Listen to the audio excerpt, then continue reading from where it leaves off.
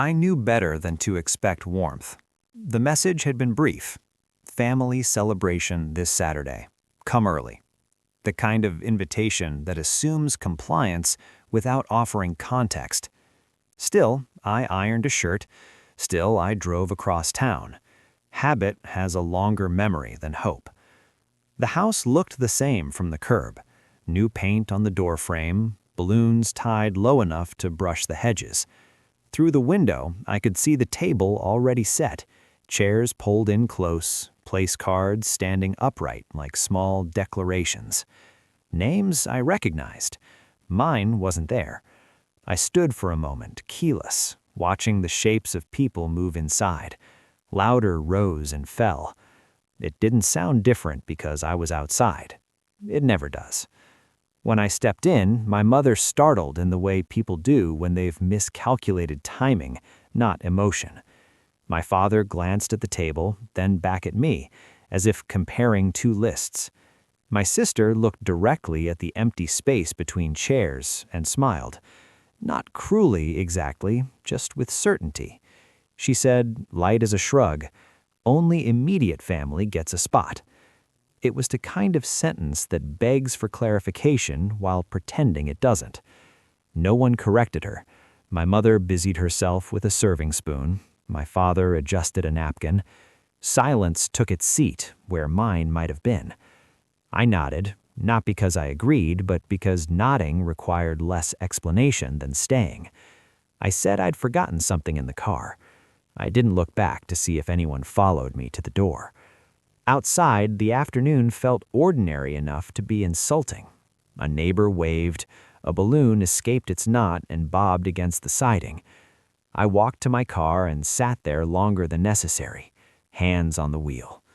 Not angry so much as finished with a familiar equation. Show up, be reduced, absorb it quietly, repeat.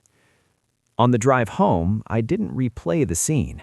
I thought about the email I'd sent weeks earlier, the one that had felt overly formal at the time. As discussed, I'll proceed with the paperwork. I remembered hovering over the send button, wondering if I was being dramatic. I sent it anyway. That night, I slept well. The knock came the next morning, earlier than courtesy allows. When I opened the door, my parents stood side by side, coats on, expressions aligned in a way I hadn't seen in years. Urgency has a way of unifying people. "We need to talk," my mother said, already stepping forward as if the doorway were negotiable. I didn't move. I didn't smile. I didn't ask them in. My father cleared his throat. "We didn't expect the timing," he said, choosing words as if they might be weighed later. They told me about the call they'd received at dawn, about the letter emailed shortly after, about the deadline. The language had been unmistakable. No extensions, no informal workarounds. An administrator's name, a case number, a requirement for a signature, mine. Years ago, when my parents' health had begun its uneven decline, they'd asked me to handle the practical things, forms, follow-ups, conversations that required patience more than affection. I'd agreed, partly out of responsibility, partly because it was easier to be useful than wanted. Over time, the role had formalized. Power of attorney isn't dramatic, it's just thorough.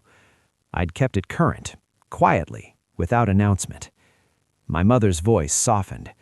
"We assumed you'd understand. Yesterday was for family."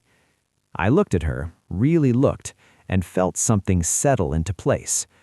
"I did understand," I said. "That's why I left." My father's shoulders sagged.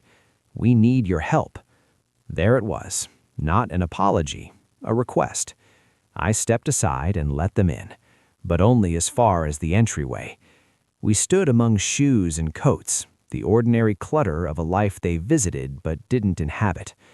"I can help," I said evenly. "The process requires my involvement, but it also requires clarity." My sister wasn't mentioned, but her absence hovered. The celebration from the day before felt distant, irrelevant, like a set dismantled overnight. "What kind of clarity?" my mother asked. "That I won't be treated as optional. not at tables, not in decisions. If I am immediate enough to manage consequences, I'm immediate enough to be acknowledged. My father nodded quickly. Agreement is easy when urgency sharpens it. I didn't press further. I didn't recount old slights or list examples. Authority doesn't need embellishment. I told them what I would do and what I wouldn't. The administrator would hear from me by noon. The signature would be provided once conditions were documented. Everything would be professional, transparent, reversible if they chose differently later. My mother reached for my arm and stopped herself. When they left, the hallway felt larger. I locked the door and leaned my forehead against it for a moment, not from relief, not from grief, but from the simple exertion of holding a line. Later, as promised, I made the calls. I signed where required. The system moved forward, indifferent to family narratives. That indifference felt like a strange ally. In the weeks that followed, nothing transformed. There were no sudden dinners with extra chairs, no confessions.